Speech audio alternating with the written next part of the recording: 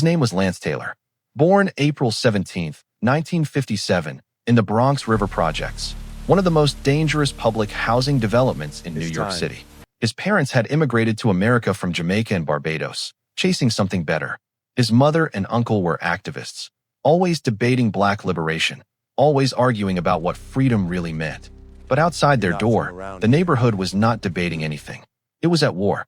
The Cross Bronx Expressway had been carved straight through the South Bronx like a wound that never healed, demolishing homes, collapsing property values, pushing poverty and segregation deeper into the community. Street gangs rose to fill the vacuum. The Black Spades, the Savage Nomads, the Seven Immortals. They became the law, and Lance Taylor joined them. By his mid-teens, he had risen to a commanding rank within the Black Spades, one of the most feared gangs in the entire borough. He was a natural leader. People followed him. People feared him. But something was changing inside him that nobody could see yet. He won an essay contest. The prize was a trip to Africa. Think about that. A gang leader from the South Bronx, stepping off a plane onto the continent his ancestors came from. Seeing communities built around pride. Seeing people who had fought back. Seeing a different kind of power. He had also watched the 1964 film Zulu, about African warriors who stood their ground against British forces. The solidarity he saw in that film stayed with him. When he came back to the Bronx, Lance Taylor was gone. In his place stood Afrika Bambaataa, a name he took from the Zulu chief Bambatha, who led an armed rebellion against injustice in early 20th century South Africa. He told people the name meant affectionate leader in Zulu. He intended to earn it. He built the Bronx River Organization, which would grow into the Universal Zulu Nation, around four principles: peace, unity, love, and having fun. But let's be clear about what he was actually doing. He was not just throwing parties. He was dismantling a war. He invited rival gang members to his block parties. He used music as a weapon against violence. He took kids who had grown up knowing nothing but fear and gave them something else to compete over. Who could move better on the dance floor? Who could rhyme faster on the mic?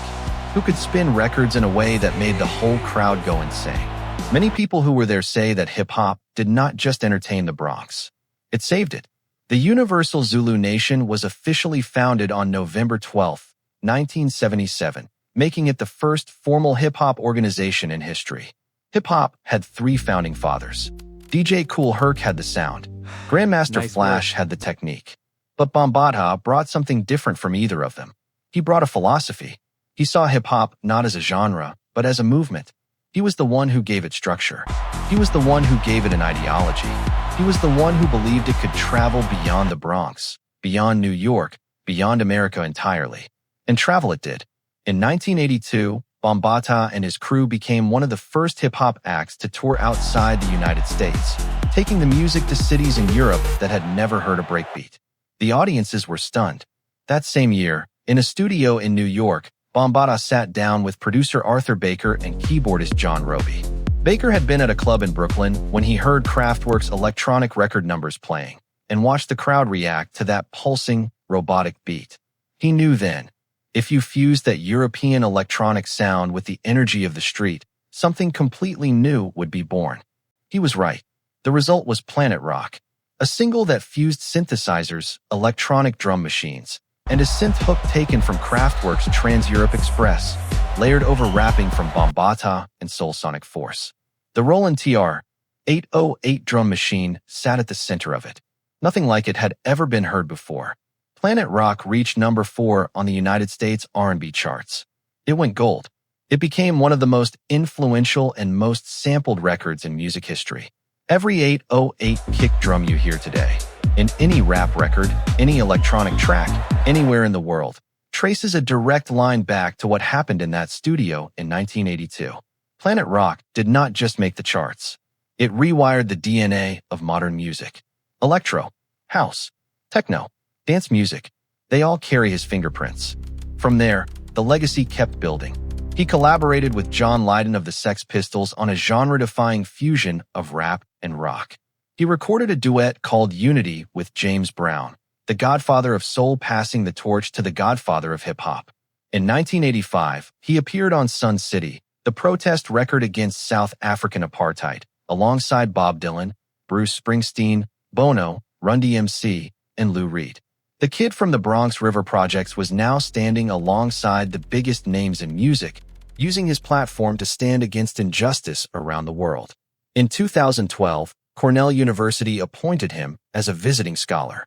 His personal archive, over 30,000 records, original recordings, manuscripts, and papers, was acquired by Cornell's hip-hop collection, the largest archive of hip-hop history in North America. The former gang warlord had become a professor. And then came 2016, and everything cracked open. In May of that year, Ronald Savage, a Bronx political activist and former member of the Zulu Nation, publicly accused Bambaataa of sexually abusing him in 1980 when Savage was 15 years old. Within the same month, 3 more men came forward with their own accounts. Many of them described the same pattern. They had joined the Zulu Nation as preteens or teenagers, boys seeking protection from violence, stability, a sense of belonging. They had looked to Bambaataa as a mentor, as a father figure, someone who offered exactly what the organization preached: peace, unity, love. And they alleged that he used that position of trust to abuse them. Bambaataa denied everything. He called the accusations baseless and described them as a cowardly attempt to tarnish his reputation and legacy. The Universal Zulu Nation, the organization he had founded and led for decades, removed him. On May 6, 2016, Bambaataa resigned as its head.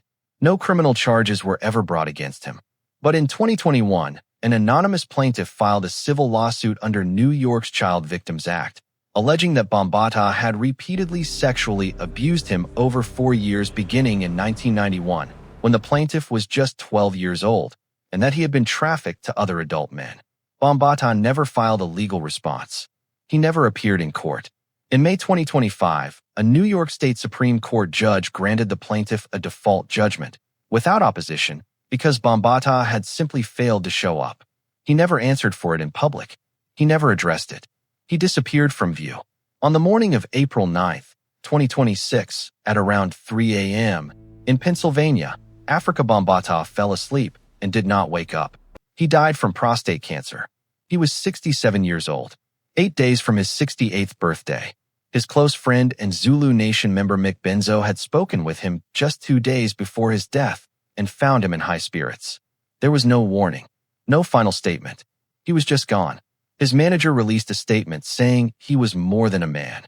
He was a movement, a father to a culture. The Hip Hop Alliance, the organization led by early rapper Kurtis Blow, acknowledged the complexity of the moment in their tribute. They said his legacy had been the subject of serious conversations within the community and extended condolences to all who were impacted by his life, his work, and his presence, including his victims. Here is what is true and what will remain true.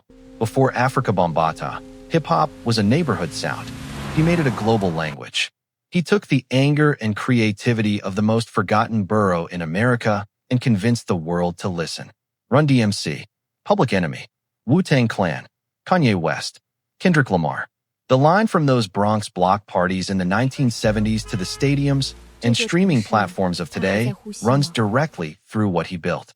And also true, a court found, by default, that he used the trust of children to harm them. Boys who had come to him looking for exactly what he promised: safety, belonging, and peace. The contradiction does not resolve. It sits there, enormous and permanent. He was one of the most important architects of modern music, and he was a man who allegedly abused children for decades, using the very organization he built to protect young people as cover. He was 67 years old. Born Lance Taylor, April 17, 1957. The South Bronx, New York. Died Afrika Bambaataa, April 9, 2026. Pennsylvania. 8 days from his birthday. He built something the entire world still lives inside. And he left behind a wound that will never fully close.